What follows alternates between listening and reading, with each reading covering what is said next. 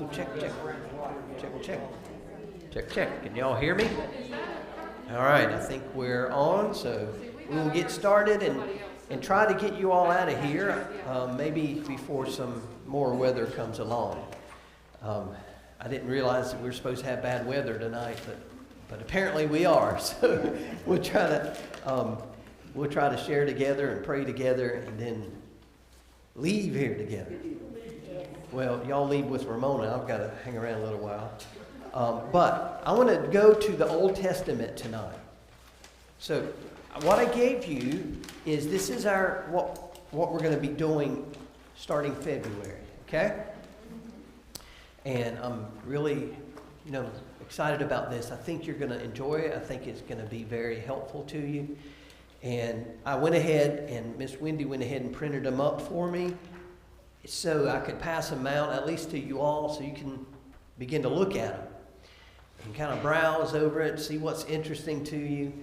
A lot of stuff you could just read, and you'll gain just simply by reading it, Hey, Miss Deb. Is that for me? Yes, you can have one of those. Sure. We're not doing that tonight again, but go ahead and pass it out. And if you know of anyone else that is interested or is just struggling with how to live, as a Christian in this blatantly post-Christian world, and post-Christian country, by the way. We are not a Christian country any longer. We're just simply not. All right, so tonight, though, in the interim period here, we are going to look at a story that every one of you have heard since you were a little tiny kid, and that's David and Goliath.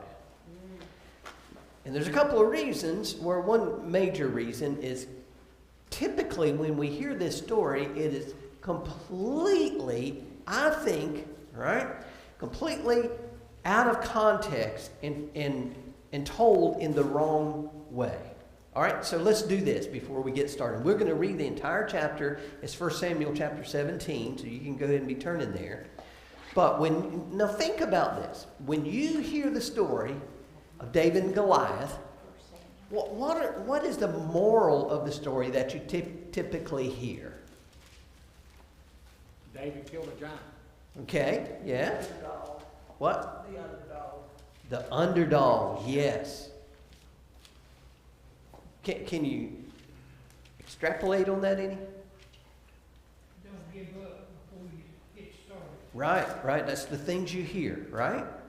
There's movies made about it. There's books written about it. Or Facing the Giants. You remember that movie came out a while back? It's extremely inspiring, isn't it? It's an inspiring story. One of the scenes in there with the football player and the kid on his back, and the coach is making him crawl down. That's one of the greatest scenes, and a church made that film. I don't know if you know that. The church produced it and all of that. But it's completely out of context. It's a great movie to watch. It is inspiring. It's got the gospel in it. They get the gospel in there. But the point of David and Goliath is so often used in a wrong fashion. And not only David and Goliath, but so many stories or narratives in the Old Testament are looked at as morals. They have a moral about them and something we can learn from in our life and apply to our life, and that's basically it. But if that's the case, if David and Goliath, if that story is in the Bible just to help us face giants and be the underdog, then why is the Old Testament different from any other book? Because it is inspired word of God. Correct. But if that is the only reason it's there, then it wouldn't be different. Any one of you all could write a book about morality or about facing your giants or anything else, you see? But this is ingrained in us as church-going people, as kids in Sunday school even, that, facing your giant, I've heard it from pulpits many more times than not. David and Goliath, they read the story and they say, you're going to be able to face this giant. God is with you. You know, they'll throw that in there a lot of times. But how is God with you? What does it mean? Is that the only thing about David and Goliath? My heading says David protected from Saul. And even that, okay, so that's definitely something that's happening here. And that's in 1 Samuel 17? No, it's just a heading on 19. Above 19. Oh, 19. Okay, all right, because that's a little... It's 17, yeah. What's it say in 17? What does your subheading say? Goliath challenge. David and Goliath, yeah. Even that, and let me remind you that these subheadings are not inspired, right? You understand that? Even the chapter separations are not inspired. Man did that later. I think it's helpful, of course, to us, especially the chapter subdivisions and all of that. Now, some of the headings can be off. The text itself, of course, is absolutely inspired. But my point is this: there is a much bigger picture that is taking place in the story, the narrative of David and Goliath. And we can take that we'll see, and apply it to the entirety of the Old Testament. Okay? And if you miss this, then I've heard it said often, the Old Testament is the book of the Jews, the New Testament is the book of the Christians. That's half right. The Old Testament and the New Testament is the book of the Christians. The Bible is the book of the Christians because it's the Old Covenant and the New Covenant, right? The Old Covenant points to the New Covenant. It's like it's attributed to Spurgeon, but Spurgeon says he opens his Bible, even in the Old Testament, makes a beeline for the cross, to the cross. Why? Because that's what the Old Testament does. Right? All right, so let's read the text first, just so, you know, we maybe haven't read it in a long time. So you know the story here. In 1 Samuel, there's a shift from being ran by, the nation being ran by chieftains over to kings, a kingdom type of polity or government, right? Now that was by initially the people's plea, right? Because they said, we demand a king, we want a king. What's that? Just cause everybody else say one. Right. God gave it to them. People haven't changed, have they? Yeah. Sometimes God will give us what we think we want. Absolutely. Absolutely We'll will. know how stupid we are. It's true. It's so true.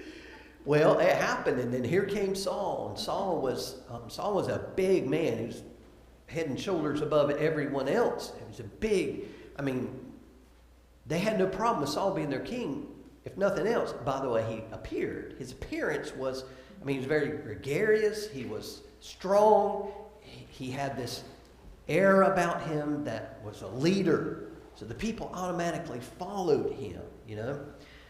And that does tend to make a difference, doesn't it, with people? It just does. But issues begin to happen. All right, so let's just start reading. Verse 1 of chapter 17. Now the Philistines gathered their armies for battle, and they were gathered at Soka, which belongs to Judah, and encamped between Soka and Ezekah.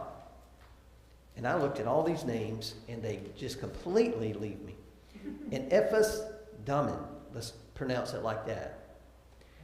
And Saul and the men of Israel were gathered and encamped in the valley of Elah, and drew up in line a battle against the Philistines. So you can see these massive armies on the side of this valley, and just waiting it out. And the Philistines stood on the mountain on one side, and Israel stood on the mountain on the other side, with the valley between them. And there came out from the camp of the Philistines a champion. And that's an important word there. It means One that stands in between. That's literally what this word here means. One that stands in between. So a champion named Goliath of Gath, whose height was 6 cubits and a span. This is closer to 10 foot than 9 feet. He was huge. And he had a helmet of bronze on his head, and he was armed with a coat of mail, and the weight of the coat was 5,000 shekels of bronze. It was over 150 pounds. That's me. Literally, that's me. That's like me hanging on to Goliath, and it didn't bother him. That was just his armor. Okay? And he had bronze armor on his legs, and a javelin of bronze slung between his shoulders. The shaft of his spear was like a weaver's beam, and his head, and the spear's head weighed 600 shekels of iron. That's like, what do I recall it being? Oh, it was 15 pounds. I was thinking 20, but 15 pounds.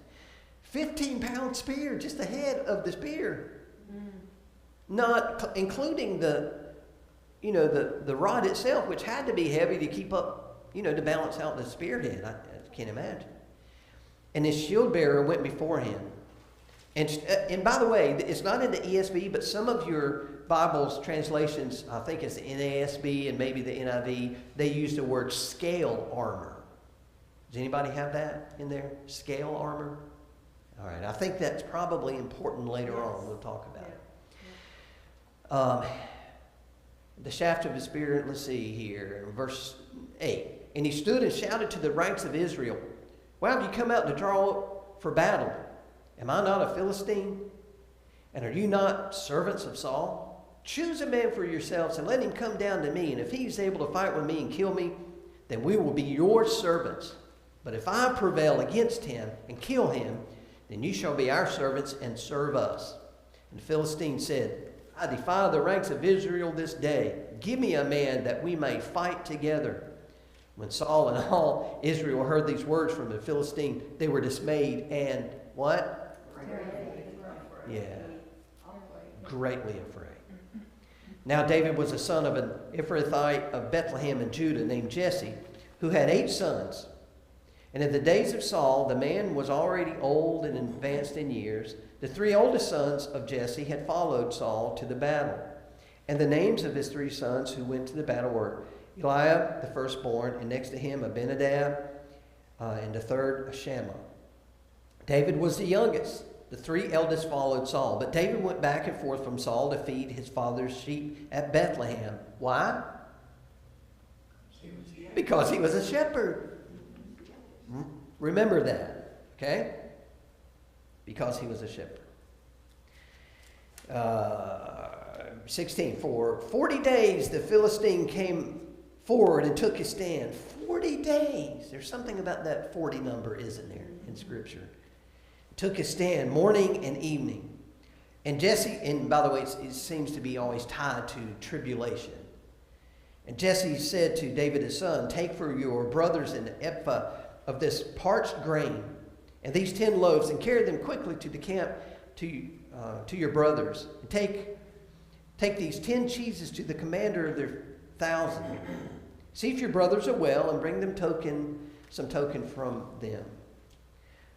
Now Saul and they and all the men of Israel were in the valley of Elah fighting with the Philistines.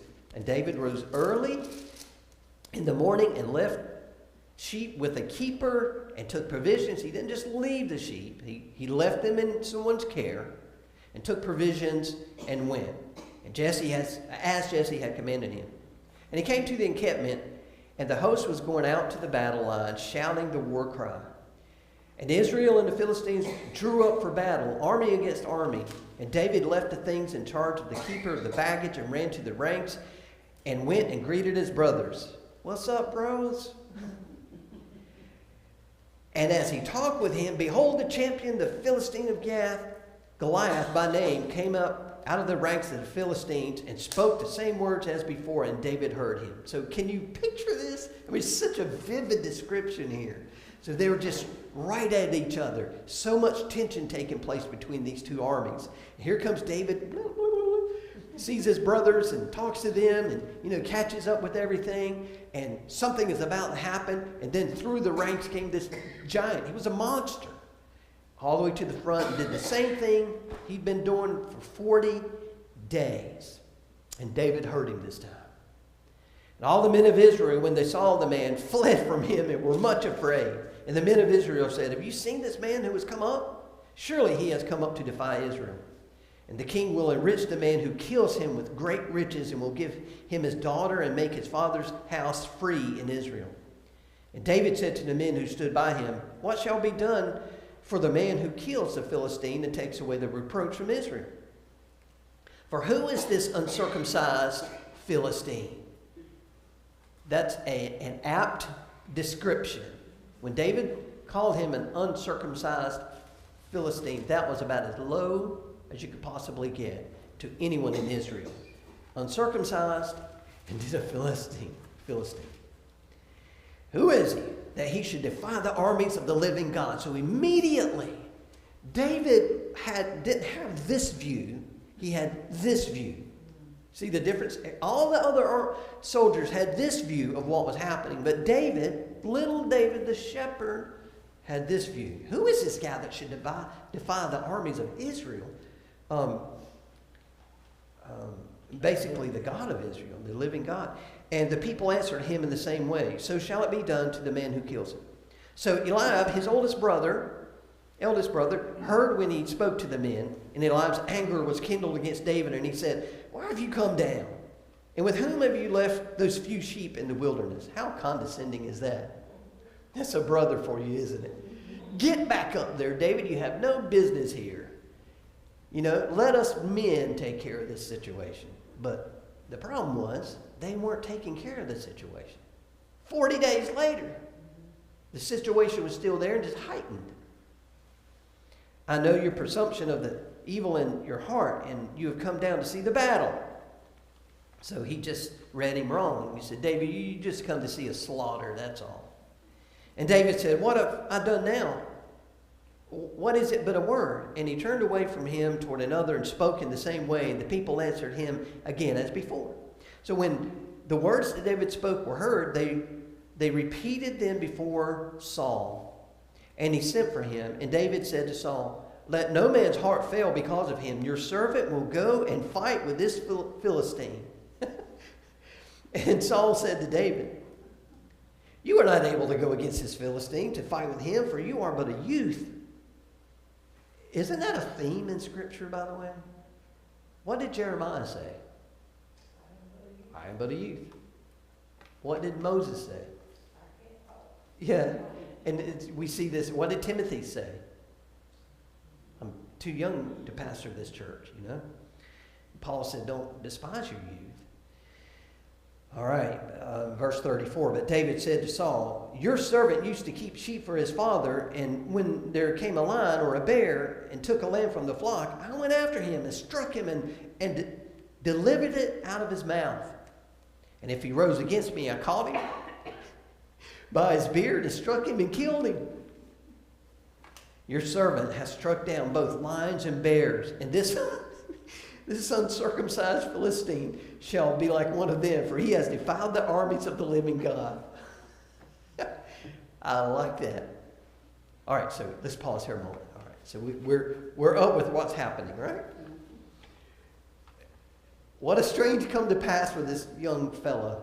The youngest brother, the youngest son of Jesse, comes out. He's a shepherd, and he says he leaves the sheep with someone, and he comes down and said, "All right, what's up? What's happening here?" And then he's questioned on it. "You can't fight this guy." And he says, "Well, wait a minute. I fought bears." But he keeps going back to this one thing. The living God, right?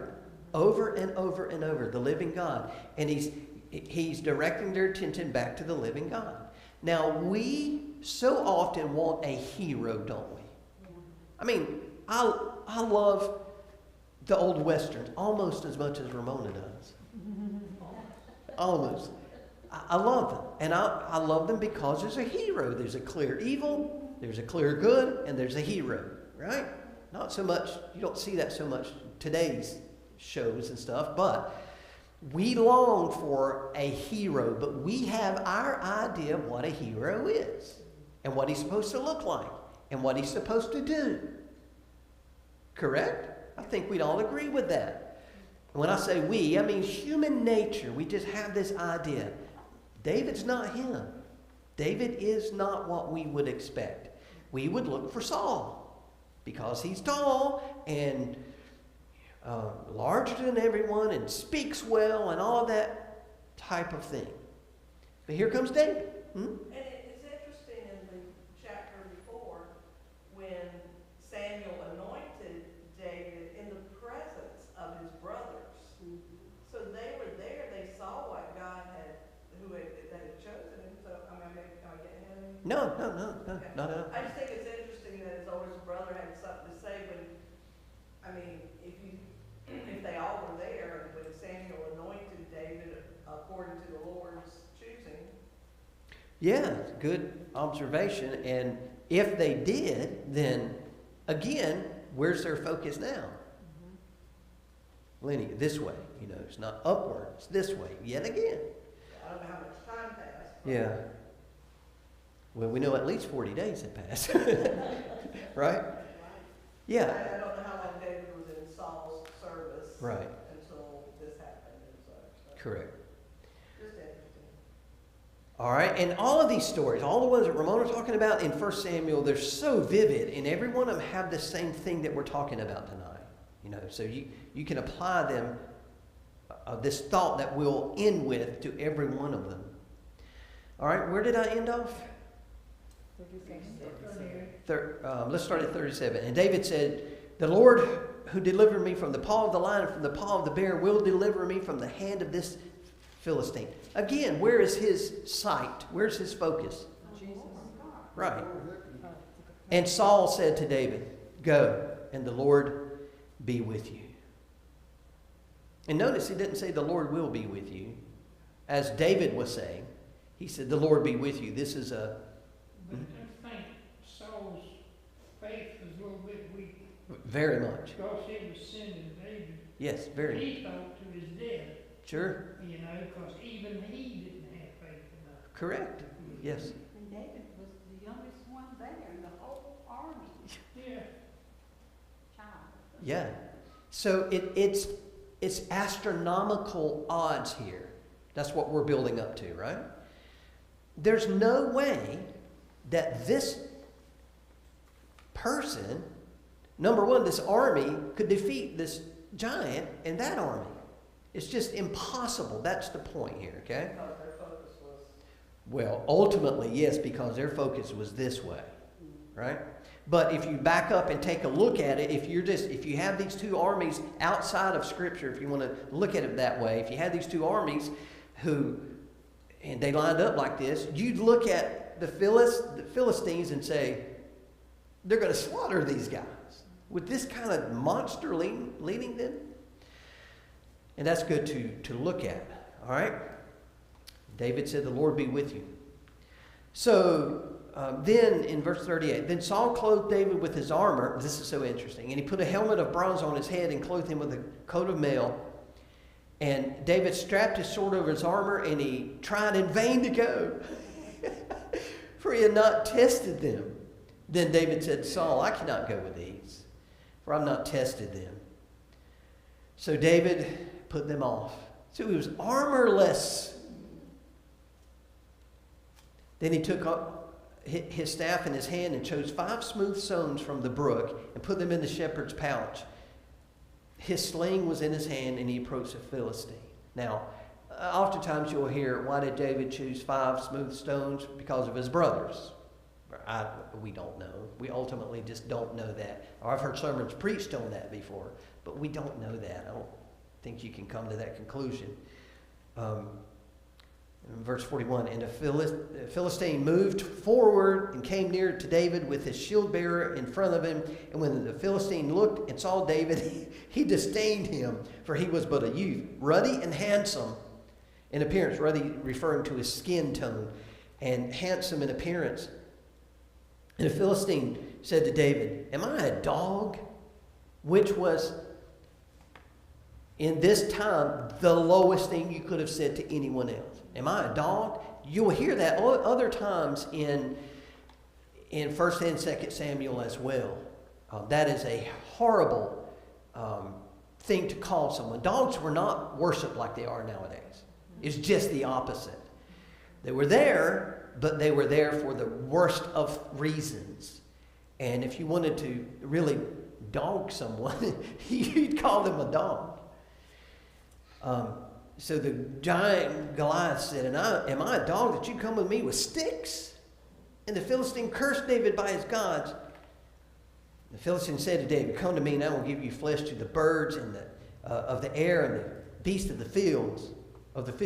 Then David said to the Philistine, you come to me with a sword and with a spear and with a javelin, but I come to you in the name of the Lord of hosts, the God of the armies of Israel, whom you have defied. Yet again, David put everything in focus, didn't he? He turned that contrast button to where everything was in focus, and it all focused on the God of Israel. This day the Lord will deliver you into my hand, and I will strike you down and cut off your head, and I will give the dead bodies of the host of the Philistines this day to the birds of the air and to the wild beasts of the earth, to all the earth may know that they may know that there is a God in Israel. That's the point. Not so that David said nothing about so I can be king. Nothing like that. But so that everyone will know what? Say God with a capital G in Israel. And that all this assembly may know that the Lord saves, not with sword and spear. For the battle is the Lord's, and he will give you into our hand. When the Philistine arose and came and drew near to meet David, David ran quickly toward the battle line to meet the Philistine. And David put his hand in his bag and took out a stone and slung it and struck the Philistine on his forehead. The stone sank into the forehead. I think that's very interesting, by the way. We'll talk about it in a moment. His head. It was a fatal blow to his head. And he fell on his face to the ground. So David prevailed over the Philistine with a sling and with a stone, and struck the Philistine and killed him. Well, that was the only open spot on his. Sure. Mm-hmm. Everything else was covered up. Yes. Which is very convenient because when you're struck there, it's going to be a fatal blow. That's the point. Okay? All right, so let's see what happens here. Then David ran and stood over the Philistine and took his sword out and drew it. There was no sword in the hand of David. Oh, did I miss something? Yes, sir. So David prevailed over the Philistine with a sling, with a stone, and struck the Philistine and killed him. There was no sword in the hand of David. There you go. That's priceless too. Then David ran and stood over the Philistine and took his... Can you imagine this picture? Can you imagine being in the Philistine army up there on the side of the mountain and seeing this and you're going, what just happened here? You know, like rubbing your eyes. This can't be, pinch me. This can't be happening. And we see that in a moment here. Then drew it out of his sheath and killed him and cut off his head with it. That was probably quite the task because that sword was huge. And a head is not easy to cut off, by the way. Yeah. When the Philistines saw that their champion was dead, they fled. When the Philistines saw that their champion was dead, they fled. They were scared as the other ones. Sure. And the men of Israel and Judah rose with a shout and pursued the Philistines as far as Gath and the gates of Ekron. So the wounded Philistines fell on the way from Sharon as far as Gath and Ekron. And the people of Israel came back from chasing the Philistines, and they plundered their camp. And David took the head of the Philistine and brought it to Jerusalem, but he put his armor in his tent. As soon as Saul, say that 3 times fast. Saul saw David go out against the Philistine. He said to Abner, the commander of the army, Abner, whose son is this youth? And Abner said, as your soul lives, O king, I do not know. And the king said, inquire whose son the boy is. And as soon as David returned from striking down the Philistine, Abner took him and brought him before Saul, and the head of the Philistine in his hand. And Saul said to him, whose son are you, young man? And David answered, I am the son of your servant Jesse the Bethlehemite. I just get chills when I read this and see the picture. All right. So much happening here, but here's, again, we so often take it as just facing our giants. You can do this, right? You can do this. Don't let your giant scare you. Yes, he's big. He's scary looking, but you can do this. And it's a big pep talk. All right, number one, that's not the moral of the story. All right? So wipe that away. There's something much larger than that about this narrative. Much larger and greater. Okay? So number one, it's not the point of it. Secondly, thing I want you to, under number one, David is a type of Christ. Okay? Types are big in the Old Testament. Why? Because God was preparing the people for Christ, for the Christ. Christ means the anointed one, or the Messiah, right? So you have all these things that were happening in the Old Testament to prepare them for the Christ. Why? Because we're so thick-headed. That is why. He can lay it out before us, and it's just like we have our ideas, and we say we're listening. We say, yeah, okay, all right, yeah, but we just can't seem to cross that threshold into God's plan. So over and over and over, he had to set types. Moses was a type of Christ. Who are some other types of Christ in the Old Testament? Who would you think? Abraham, absolutely. Oh, Isaac. Jacob, yes, there were types of Christ. They were not Christ, but they were types. Adam. It's a type of Christ. Yes, Noah, sure. Absolutely, Joseph. Sure, Moses, take your wrath out on me and not the people. Oh, if you don't see Christ in that, you're going to struggle with anything. So we have these types, and David was absolutely a type of Christ. All right, let's talk about that briefly, and I'm trying to hurry here. How could he be? What are some things about David that we saw that make him a type of Christ? He was to heaven all the time. Yes. God in heaven is the one that accomplished it all. Jesus did that constantly, right? Not my will, but yours. For your glory, right? Yes. And what did you say? I was going to say he pursued God's glory. Yeah. He pursued God's glory, right? All right. What else? What are some other things? He didn't seem to be afraid. Okay.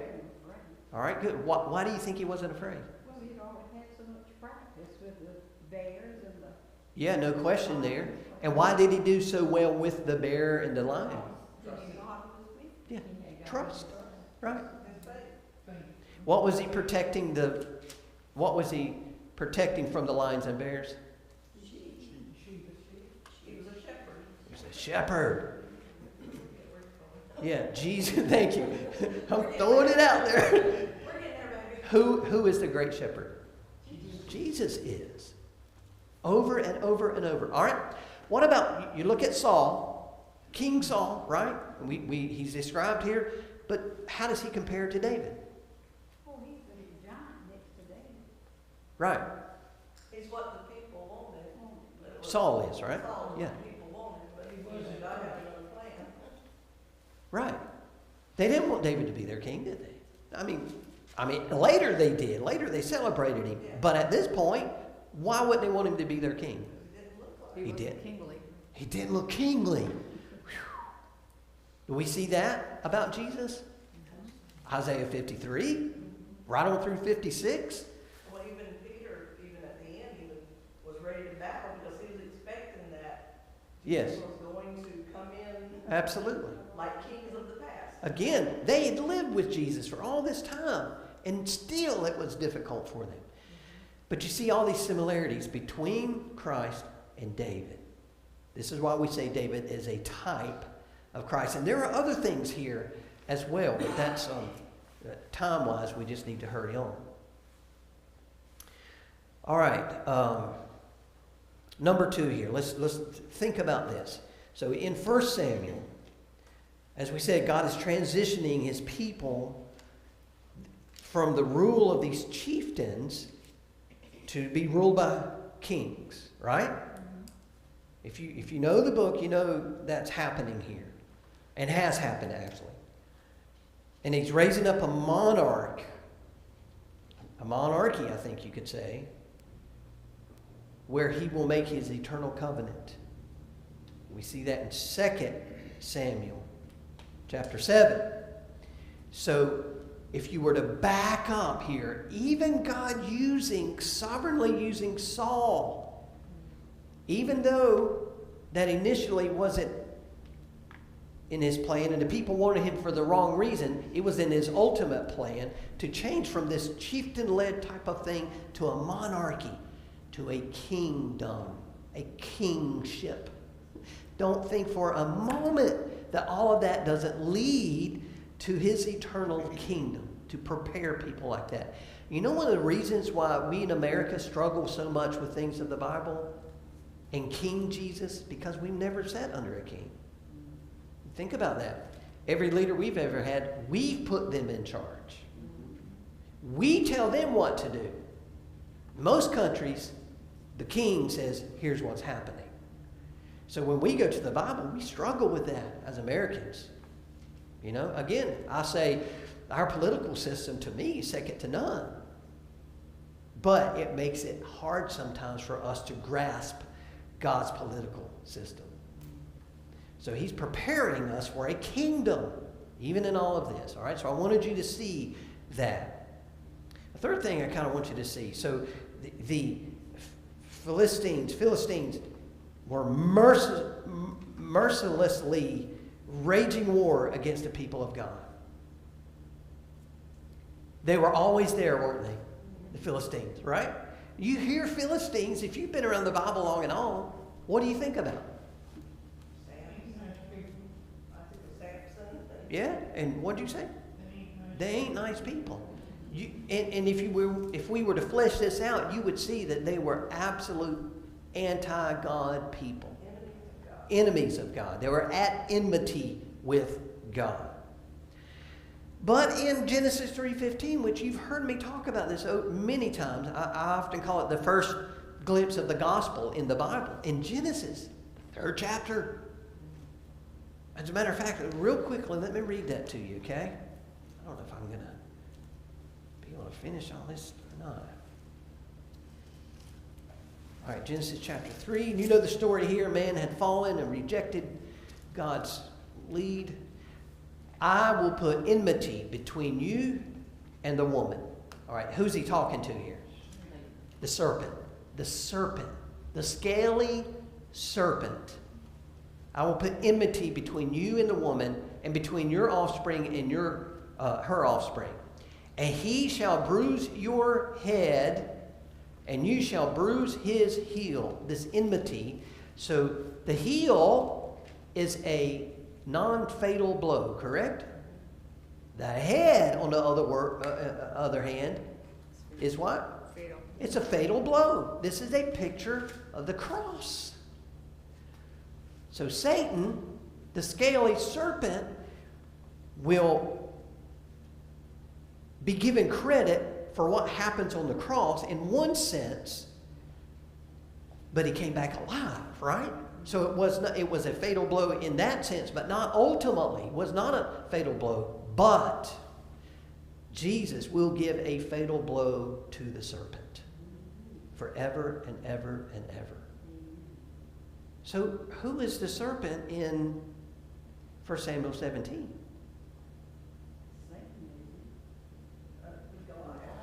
Goliath. He's a representative. Just as David is a type of Christ, Goliath is a type of Satan. Remember all we said about the Philistines? He was the leader. He was the epitome of a Philistine. And they were utterly anti-God. They were a picture of sin. Even down, some people say, this is why I said about the scale, the armor of scale, almost like a scaly snake. You know, I think you can go too far there and read too much in it. But again, it's so applicable there. So it's a picture of this, of the Philistines and sin. It's a picture of sin. That is our biggest enemy, sin. Is it not? That we're lined up on one side of the mountain, sin is lined up on the other, and there's this massive battle constantly going on. The leader of sin, the serpent, Goliath, and the shepherd, the type of Christ, like this. Do you see how much more emphasis this story has than merely you're the underdog? Do your best. All right, we have a whole lot more here that I could share, but I got to hurry on. Let's see here. Let's look at skip over here to in a fifth thought or a fourth thought. In this story, Goliath is known as the champion, and I've already referred to this, but it literally means one that stands in between, or the man of the space between two armies. This is what Satan does. And he tries to defeat the other army. So he initially wants to be known as the champion, but who ultimately is the champion? Jesus. Correct. He is a substitute, or the man of space between, who battles on behalf of his people. One writer said this: he does what they cannot or should not do. And that's also what David does. He stands between his people and their enemies and strikes the decisive blow. Do you see Jesus there? All the people could do nothing. What they were facing was too much for them to remedy. And here came this unassuming hero and defeats the leader of their army. That's David. That's Jesus and Satan right there. David did what nobody else could do. Jesus did what none of us could do. He stood in between us and the armies of Satan. All right? And then we could go on with this for a long time, but I'll finish up here. What happened after David defeated Goliath? What happened? Oh, yeah. That's true. But immediately after, in chapter 17. Cut his head off, and then what happened after that? Well, the Philistines fled. They fled? They chased them, and what did they do? They destroyed as many as they could. Yeah. And they gleaned from that, correct? All right. That too, folks, that is a picture of us. We're not the leader of the battle. We're not the one that wins the battle, but we are involved in the battle. After Christ's initial work, right? The battle's been won. The war's been won, but there are still these skirmishes, I suppose you could say. So we are involved in that, and we inherit the kingdom from that. There's so much that's happening here. Does that make sense? All right, so that's just kind of what I wanted you to see, how rich the Old Testament is. There's gospel everywhere here, everywhere. And anytime you share from a teaching perspective, or even one-on-one with these Old Testament narratives, man, point to Jesus. Point them to Jesus. There's some that's easier than others, but this is an easy one. That's what I like about the Gospel Project. They always have that Christ connection. Right. In the Old Testament points to. Love it, yes. I think what really needs to be pointed out was David had a secret weapon that seems to be hidden until you really look deep into it. True, yeah. And that secret weapon was faith in God. There you go. Yep. He had the strongest faith in God. Yeah. And even the Jews, or the Israelis, or whatever you call them, didn't have the faith Right. that he had. No question. And, Yeah. but when you have that faith, Yeah. it ain't the rock, it ain't the sling, Yes. you know, because faith put him out there. Yeah, it turns out how secret it was, him telling them, God will defeat you. Yeah. You uncircumcised. Philistine, yeah. Yeah, and throughout everything we hear about Jesus, all the recorded history of Jesus, there's perfect faith in his Father. Yeah. And that's displayed over and over and over again, even in the garden, even on the cross. You know, amazing. So look at the New Testament with different lenses. You know, with a Jesus lens, it'll change everything. What's that? The Old Testament. Look at the Old Testament. Did I say New?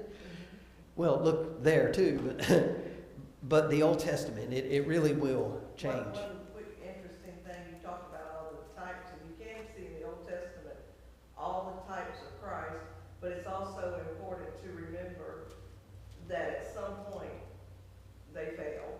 Yes. And it's recorded too, just as a reminder, the one true type Christ never did sin or never Yeah. gave in to the same things that they did. I mean, David, a man of God's own heart, but still. Yeah, great sin point. raised him. So, unlike the Jewish people of the day, our faith is not in Abraham. It's not in Moses. It's not in David. It's in the one they pointed to, right? Yeah. Amen. All right, well, let's pray and we'll get you all home from here, okay? Don't forget, I think it's, is it next week that Dr. Jones speaks? Yeah, next week. So that's going to be exciting. And I hope that you talk that up a lot, you know, for his sake and for your sake as well. I think you'll really enjoy that. That's our first meal, too. Our first meal, yes, indeed. So sign up Sunday. All right, we have some prayer concerns.